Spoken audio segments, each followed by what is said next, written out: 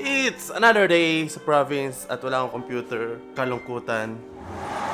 Ang problema ngayon guys, may bagyo na paparating. Nakikita yung ulap na to? Kita yung ulap na yan? Nagbabanta na po siya. Nagbabanta na po ako lang. Gusto natin ng ilaw. Kamusta kayo guys? Bakit nga pala ako andito? Well, nakatulog na ako gabi. Pasensya na. Hindi ko ako nakapagpaalam. At bakit ako magpapaalam? Hindi ko alam. Ba't andito ako? Well, birthday ng pamangkin ko. At syempre ngayon lang ulit kami nakita ng mga kapatid ko. At bakit tatanungin nyo na naman na bakit ako laging nakahubad? Well, gusto ko eh. At ang problema kasi ay tipid sa damit pag nakahubad ka lang at wala nga pinupuntahan. Gets nyo yun, ha? Kasi asa Pilipinas tayo. Asa Pilipinas tayo, syempre, dapat nakahubad. Pag mainit. At di ako naka-aircon kasi nakasaksak yung router. At yung aircon, mukhang pasiraan na, kaya hindi ko na rin ginagamit. So, ayan o. Ayan yung mga router o. Mamayang gabi, babalik ako sa PR house. Aayusin ko na yung sarili ko. Ayusin ko na yung mga pinagagawa ko sa buhay. Kasi guys, di na ako college. At kailangan ko na rin ayusin talaga ang mga ginagawa ko. So, Tri Nation, hindi pa kayo nakakasali sa group, sumali na kayo sa Facebook, Tri Nation, sumali kayo doon. At mag-a-update na ako ron. And mag-livestream ako sa both YouTube and Twitch. So ngayon, pakita ko naman sa inyo kung ano nangyayari sa baba. Naghahanda na sila. Kung gusto mo man magbola ngayon, mukhang nagbabanta yung ulan. Ito, ayun yung fort. Ayun yung fort. Gusto mo magbola. Oh no, rinig yun?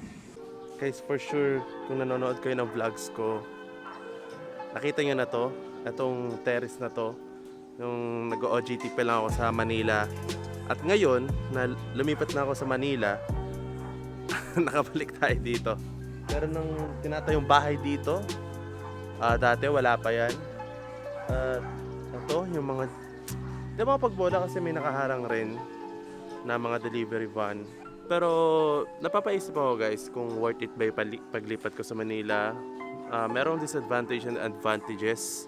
Yes, mas magkakaroon ako ng time ng content. Pero syempre, mamimiss ko pa rin yung comfort zone. Pero guys, kung gusto niyo talagang magpursige at gumawa ng mga content at mapunta sa mga events, syempre, kailangan nyo mag-sacrifice, right?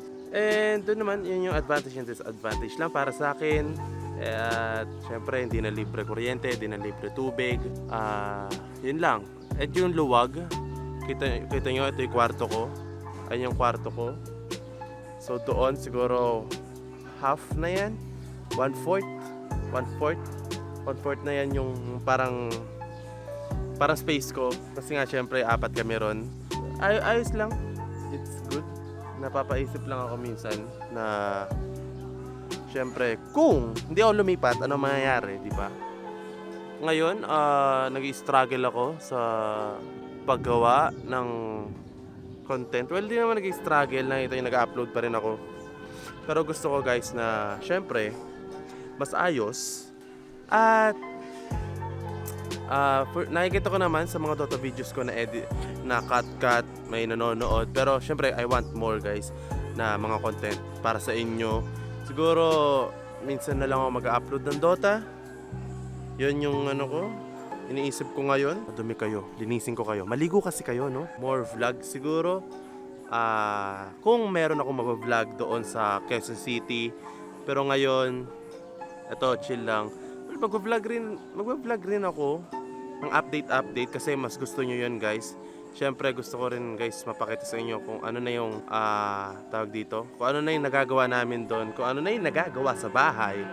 At sa ngayon malapit na guys, I think 80% na gawa na sa Gaming House 2, which is tinawag nating 69, and lilipat na doon si Gloco. At meron pala akong announcement na kung tiga South kayo, kung tiga Bacoor, Cavite kayo, kung tiga Santa Rosa, Laguna kayo, or kung tiga Calamba, Laguna kayo, abangan nyo yung announcement na yon dahil pupunta kami ni Gloco sa SM Bacoor, SM Santa Rosa Laguna, SM Calamba. Malapit na, basta abangan nyo. Pupunta kami, lahat ng tiga South dyan guys, abangan nyo kami. At yung ano nga pala, may PUBG custom na tayo. Magkakaroon na tayo ng katuwaan. Kasi nga, syempre guys, gusto ko rin gumawa ng PUBG content. Nakakasali kayo at gusto ko lang yung mga, ano lang, hindi seryoso pero katuwaan lang na kasama yung mga viewers ko. So, hintayin nyo yan guys. Magla-live na rin ako mas maaga, pasensya na. Sira yung body clock ko. Yung body clock ko talaga yung problema. Nakikita kami nagloko gabi na lang. Pareho kaming sira yung body clock namin kasi stream ng madaling araw, tulog ng umaga, gising hapon. Yun yung laging nangyayari. So parang tulog na kayo din saka lang kami magla-live stream.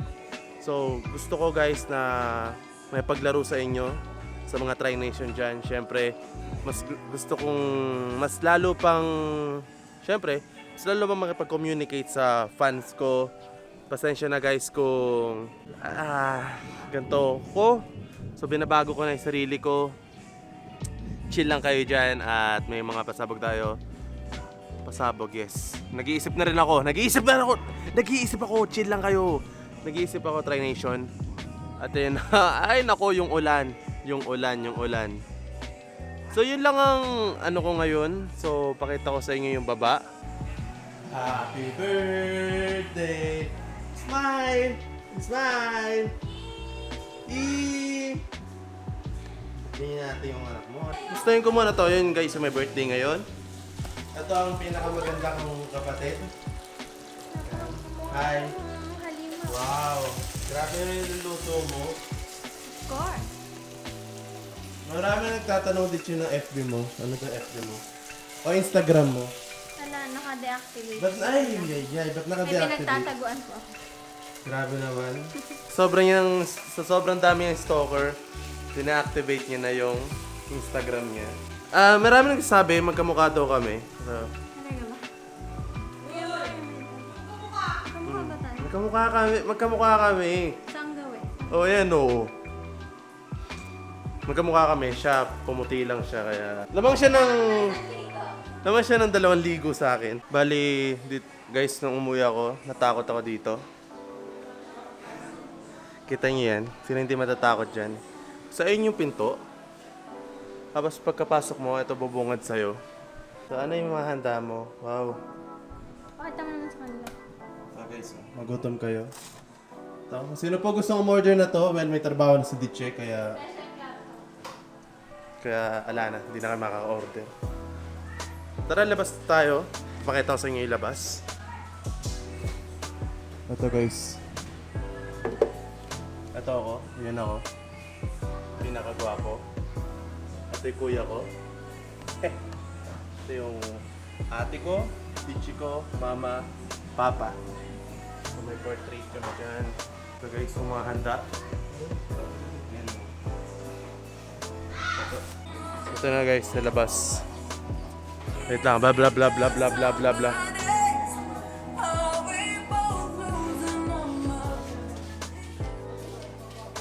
Copyright po. Ito yung labas. Nakikita nyo na sa live stream. Yung ate ko, maasong tao. Maaso siyang tao. So, 2 aso dito, crossbreed. Nagliligtas rin siya, nagre-rescue siya. Ito. Yung isang na-rescue. Ito naman guys, yung...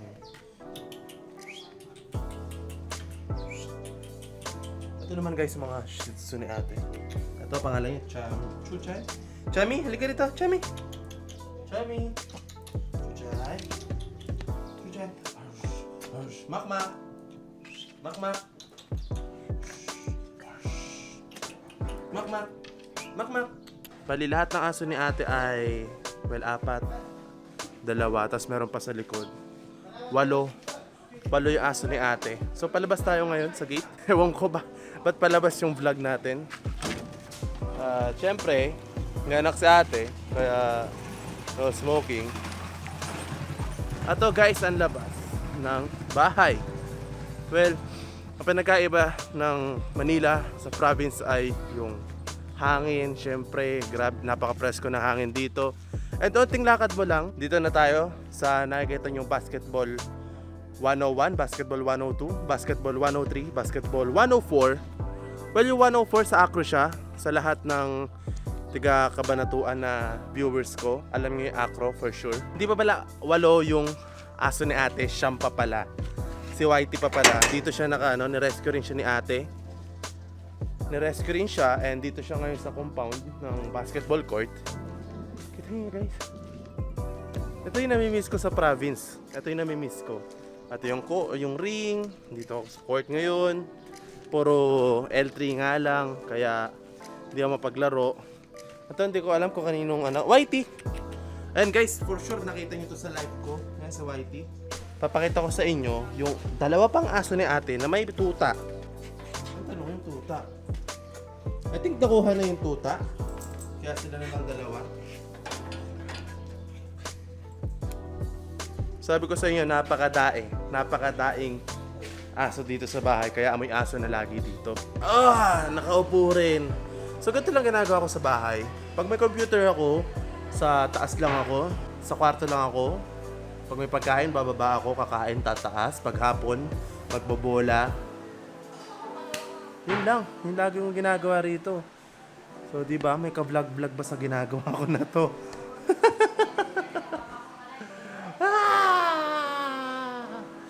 Ay. Ito lang guys yung buhay ko. Well, ayos lang na nakauwi ako dahil yung girlfriend ko, kabilang bayan lang. Hindi kabilang bayan, kabilang barangay lang. Nalalakad ko lang. At may malakas na ulan na darating, bagyo yun. Nakita ko sa Pag-asa. Kung lagi kayo nanonood ng news, for sure, na nyo na yun na merong bagyong paparating. Buhay adult. Kaya sa lahat ng college dyan guys, sulitin nyo yung yung may pasok pa kayo kaysa wala na kayong pasok. For sure mamimiss nyo yan. Kahit mahirap, masaya yan. Hindi katulad na kailangan mo na kumayod ng sarili mo. Hindi kailangan may gagawin ka na sa buhay mo na kung ano-ano. Hindi mag-aaral lang. At yun na nga. See you guys on the next video. Peace out.